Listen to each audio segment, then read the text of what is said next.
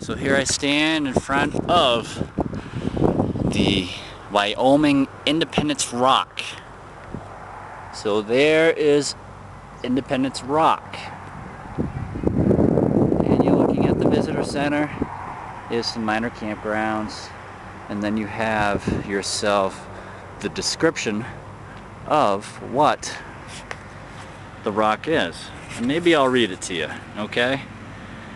So, let's start off. Thousands who traveled the Oregon Trail in central Wyoming were unaware that they were the beneficiaries of a long series of geological events. The granite peaks around you are mountains that rose, sank, and then were buried in sand and ashy sediments.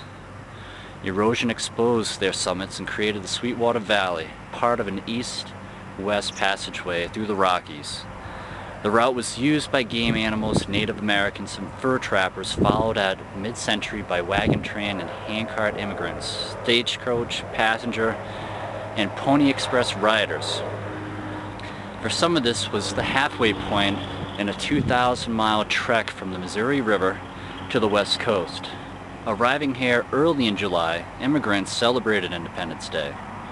In July 1841, Jesuit missionary Pierre-Jean de Smet wrote on this granite landmark, in parentheses, the first rock which we saw, and which truly deserves the name, was the famous Independence Rock.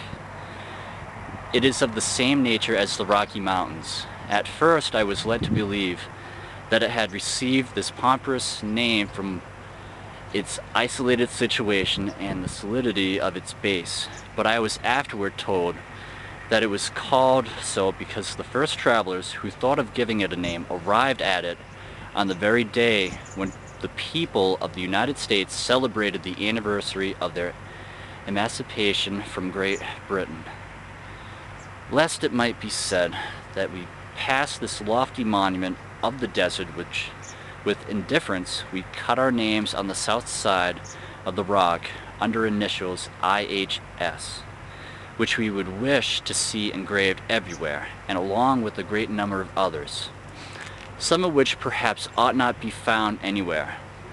On account all these names and of the dates that accompany them, as well as the hieroglyphics of Indian warriors, I called this rock on my first journey the Great Record of the Desert. Pretty cool. Wyoming.